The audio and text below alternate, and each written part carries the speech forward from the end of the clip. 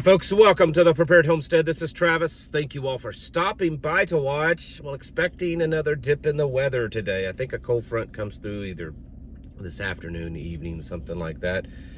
Cool us back down. We've had a couple of mild days. For December, last couple of days were pretty nice, 50s and 60s, but that's going to change again. Things are just getting worse in the Middle East. It's what we expected, right? We've been saying this for a while. But with this new fall of Syria, it's just taken a different turn, but it's the same big problem. Destabilization in the Middle East. Everyone in the world, well, maybe not everyone, but a lot of people in the world are using the Middle East as a big old proxy war. And it's very likely that we're going to continue to see more escalation and just kind of worse things there. Israel has moved in and started a ground invasion, I guess you could say, or ground tactics, something. They're doing something in the Middle East. They're doing something in Syria. Yesterday it was being reported that they were attacking, striking targets, and today that it's being reported that their tanks and troops are moving in and actually taking ground, holding ground. And their top military commander said that the new front for Israel will be Syria, and that they will start putting more focus on, military actions there to create a barrier to protect themselves against these terrorists that are now in control of Syria. Those same terrorists, they announced yesterday that now that they've got Syria, they're going to move on in and take over Israel. They're gonna take Jerusalem, is what they say. And it's crazy because as bad as Bashar Assad was in Syria, these guys they're way worse. This is Al-Qaeda. This is ISIS. It's interesting. We have been fighting them for like 20 some years now, 23 years under this, war on terror. And I guess they ended up winning. They control Afghanistan now. We fought for years and years and years in Afghanistan, and then tucked tail and ran away and left billions of dollars in equipment, and now they run it. And then now they run Syria. And it's crazy because we kind of helped facilitate that. Sort of. Maybe. It's very likely that this guy that's in charge there in Syria is probably a CIA operative. There's a lot more information coming out of the Christian population there. There's even some videos where they are being harassed and abused. I've not seen anything specific showing that they are being murdered or anything, but it could come to that. There's also video, of course, when you see videos like this, it's kind of hard to determine if that's the actual case, although it looks like it, that a lot of these terrorists are now rounding up young women. And I'm not going to speculate what that's about. You can use your own imagination. Remember that Syria was a fairly secular nation, a secular Muslim nation, especially when compared to some other Muslim nations. Not the most, but definitely more secular than a lot of these. And so, things like Sharia law were not imposed upon the people there in Syria. And now it most likely will. Look at what's going on in Afghanistan.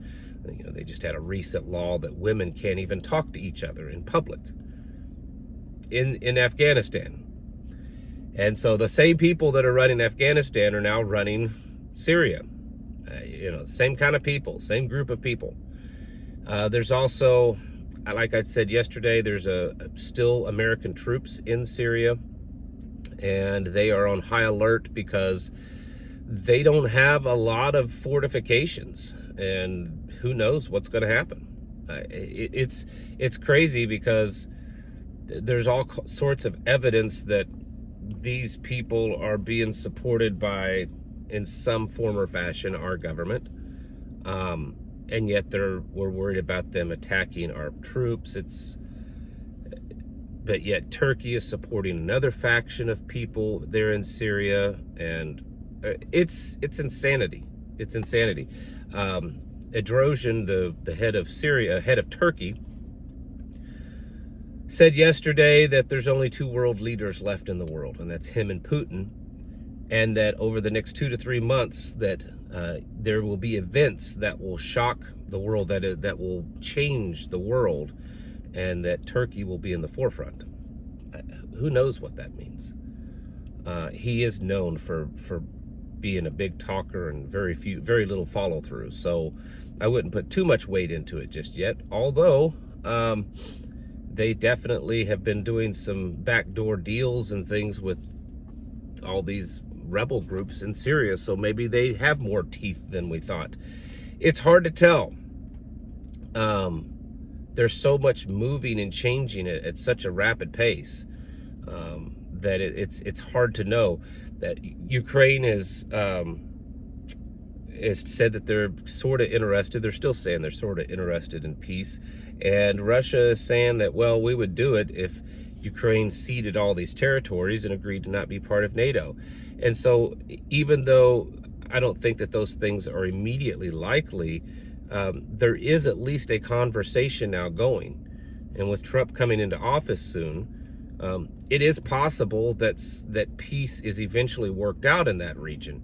But does that mean that now all of the efforts, because Israel's efforts are moving into Syria, will Russia's efforts move down that direction? Who knows what's going to happen? I mean, we can sit here and speculate, but the fact is that we don't know, and there's stuff happening that's rather strange and rather crazy, and I do believe that it affects us. I think that it's very likely that we are going to see another war in the Middle East that the United States is directly involved in, meaning U.S. troops are on the ground in Syria, in the Middle East somewhere. It may not be Syria, probably, but I think that we're going to see another Middle Eastern war. I think the Pentagon wants it. I think they feel that's the best place for us to be, as opposed to a war in Europe or a war in the Asian continent. So I think that they're pushing for the war to be in that area. So it is going to affect us. We all know that eventually we're going to see American troops on the ground officially in some type of war, and we have to be prepared for that. And then we also have to be prepared that it's more of that war stance, the terrorism, the growth in government, the economy. All of these things are going to be a factor as we get into a more of a war stance, which we have been for a while. I've been telling you about this for months. While we didn't know about Syria, we knew that we were headed towards some level of war, and it's been pretty obvious, and so we have to continually prepare for that, because as we have seen over the last week, things can change rapidly. I mean, Israeli troops are now inside Syria. That hasn't happened in 50 years. The Syrian government fell in about 6 days because of some rebels that decided that they were going to take over the country, and it fell without very little fighting happening. These events tell me that things will continue to change, and that there's definitely some type of overarching plan. This kind of stuff, like, did these rebels just decide, a week ago that they were just gonna, okay, let's take over Syria. Let's just take over Syria and do it.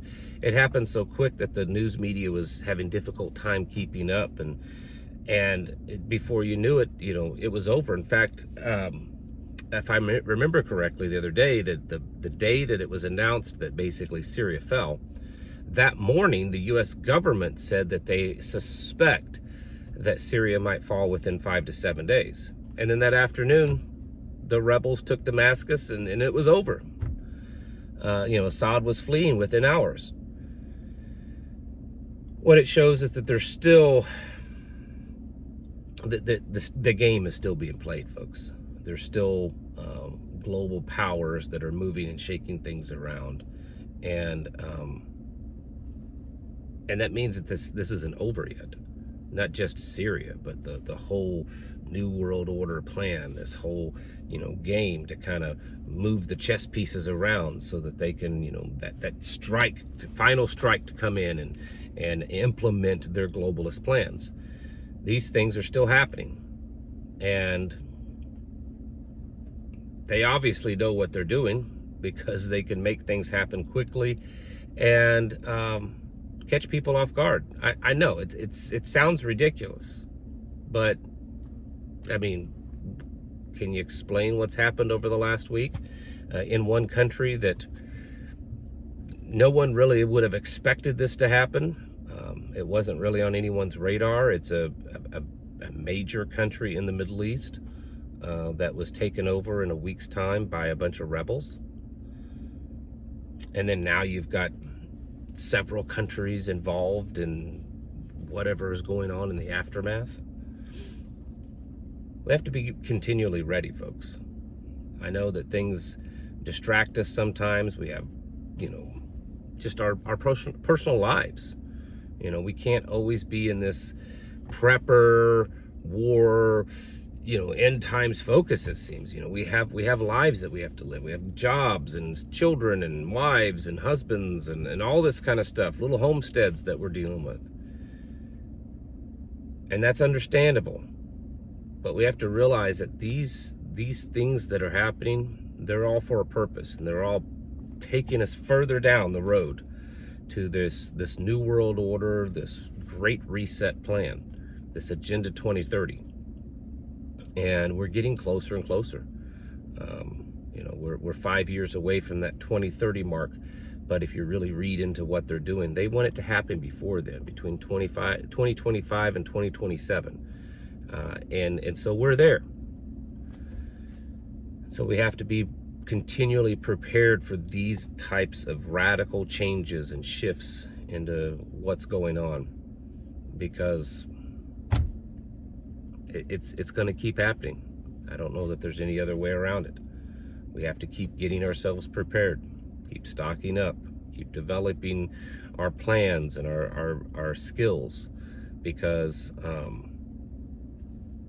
it's going to get worse. I don't want to sound like I'm a Debbie Downer, but it's just true. It's just going to get worse. We need to keep getting our houses in order. Keep preparing yourselves mentally, physically, and spiritually. Thanks for watching. Catch you in the next video.